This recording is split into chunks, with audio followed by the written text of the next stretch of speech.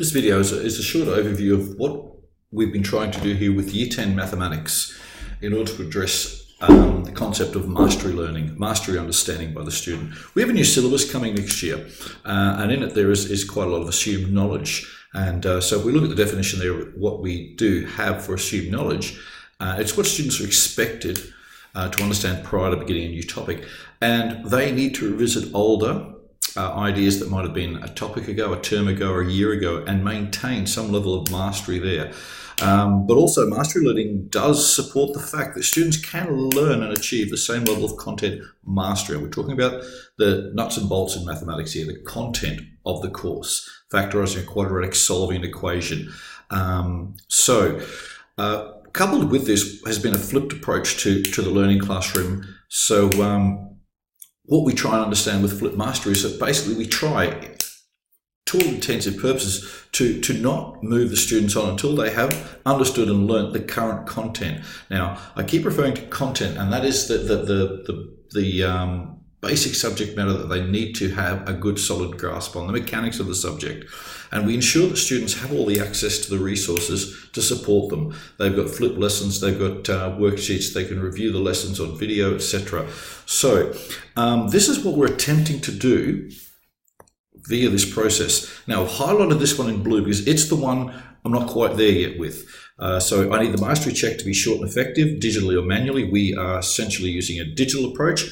The feedback's immediate, and you need to stick to your guns here. They need to master this content. It's a technical subject in some aspects, mathematics, I believe, and so there does need to be an understanding of the processes and procedures and to master them, okay? Otherwise, they review the work and they retry the mastery sheet again. We'll talk a little bit more about that later. Now, the first one in blue there, specific area in the classroom for mastery check, we haven't quite got with that yet. What we did for the first couple of weeks is we said, right, we're all ready for the mastery test, let's go, which was a little old school. So what we've done now is the students will approach me and say, look, I think I'm ready with this mastery of this subtopic here. Can I have a crack at the mastery sheet? And that's how I issue the sheet there. So as a review of some of our workflows, we have two things that we use. First one is the rewind sheet. And this is, I took this from a post on the internet and I forgot to take the attribution. So it's not an original thought. It was posted by a wonderful teacher on Twitter.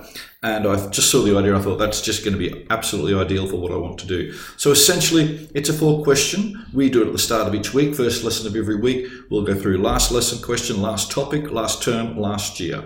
We just keep rewinding and raising up ideas, concepts, basic routine concepts that we've done in order to try and bolster the assumed knowledge that we have as we move through the course. So the students just do them. We do that in the class.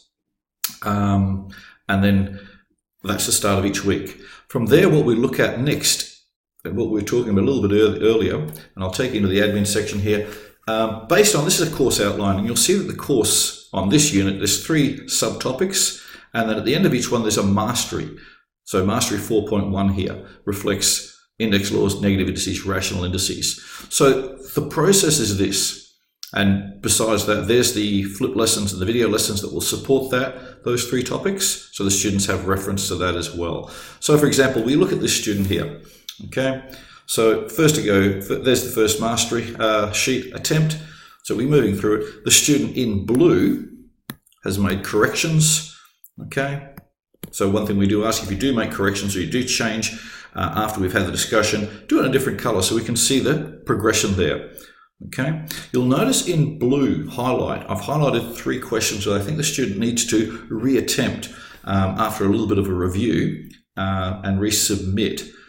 So they don't necessarily have to do a completely new mastery sheet, but just the next mastery sheet that I provide them, just questions 3, 6, and 8 need their attention. So if I take this student, there's the feedback up here that I give, the audio feedback. We talk about a couple of things there. So the student will then get a second mastery sheet. And again, addressing only the 3 questions that we highlighted previously, demonstrates a mastery of those particular question form types and gets the mastery little sticker there to a little bit of gamification, still containing the audio feedback for the students.